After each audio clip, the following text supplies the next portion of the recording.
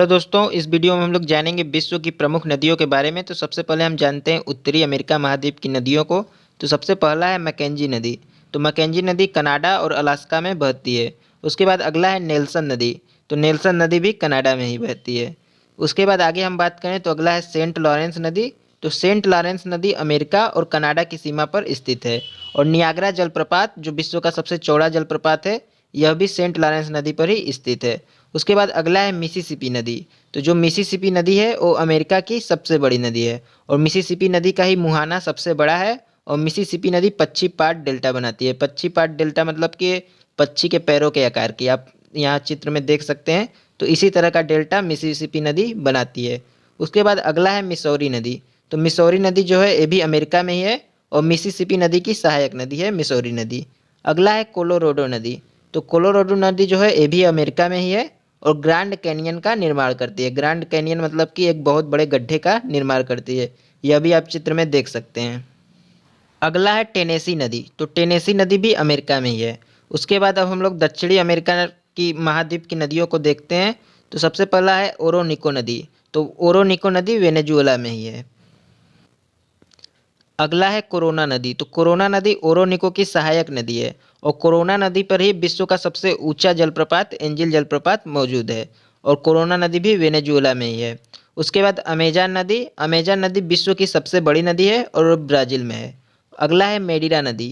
तो मेडिरा नदी अमेजान नदी की ही सहायक नदी है। अमेजान नदी की सबसे बड़ी सहायक नदी मेडिरा नदी ही है और यह भी ब्राज़ील में ही है।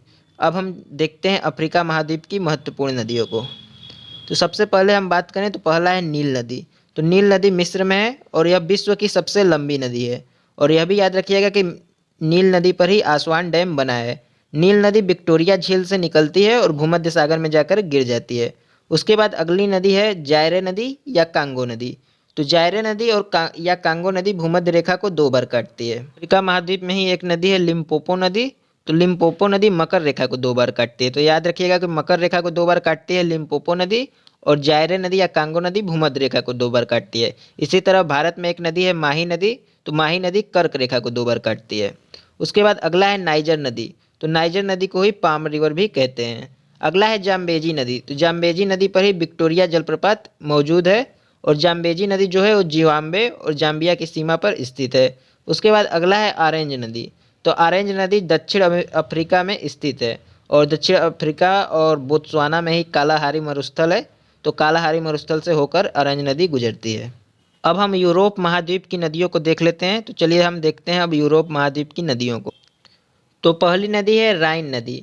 तो राइन नदी जर्मनी में है और राइन नदी सबसे व्यस्त नदी है। विश्व की सबसे व्यस्त नदी राइन नदी है क्योंकि इसी से कोयला ढोया जाता है। तो कोयला ढोने वाली नदी भी इसे ही कहते हैं, इसीलिए यह सबसे ज़्यादा व्यस्त नदी है। और सबसे स्वच्छ नदी भी विश्व में राइन नदी ही है और राइन नदी को ही जर्मनी का प्रवेश द्वार या जर्मनी की जीवन रेखा भी कहते हैं। उसके बाद अगला है पो नदी। तो पो नदी को इटली की गंगा कहते हैं। जिस तरह गंगा भारत में सारे पवित्र काम गंगा में किए जाते हैं, उसी तरह पो नदी इटली की पवित्र नदी है, इसलिए पो नदी को इटली की गंगा कहते हैं। उसके बाद अगला है डेन्यूब नदी। तो डेन्यूब नदी यूरोप की दूसरी सबसे लंबी नदी है।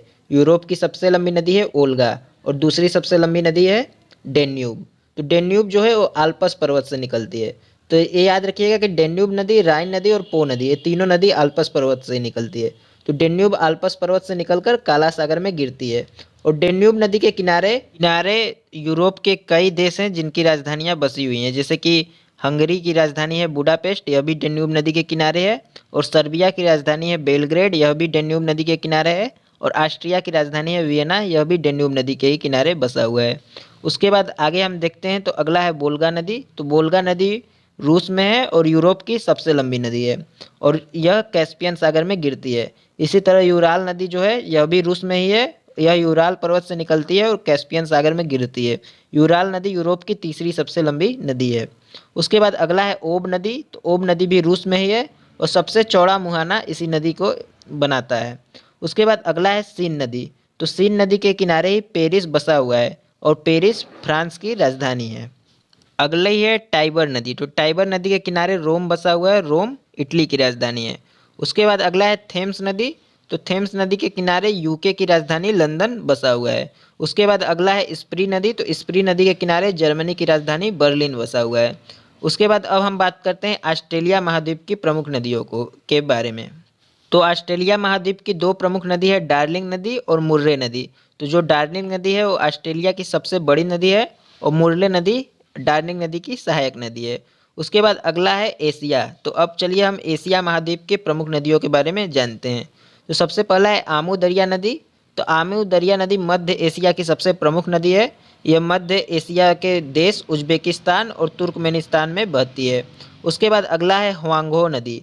तो हुआंगहो नदी जो है चीन में है और इसे ही पीली नदी भी कहते हैं और चीन का शोक भी हुआंगहो नदी को ही कहते हैं। अगला है यांगसी कियांग नदी।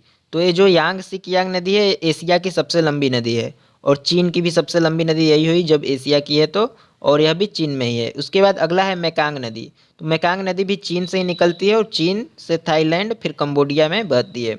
और अगला है साल्विन नदी, यह भी चीन से निकलती है और म्यांमार तक जाती है। और अगली है इरावती नदी, तो यह भी चीन और म्यांमार में बहती है। तो साल्विन नदी और इरावती नदी के बीच में ही सान का पठार है और सान का पठार म्यांमार में है, याद रखिएगा, जो साल्विन नदी और इरावती नदी के बीच में है। तो इस वीडियो में इतना ही, मिलेंगे अगले वीडियो में किसी नए टॉपिक के साथ। तो चैनल को सब्सक्राइब जरूर कीजिएगा और अपने दोस्तों के साथ शेयर जरूर कीजिएगा और चैनल को सब्सक्राइब करना बिल्कुल ना भूलिएगा।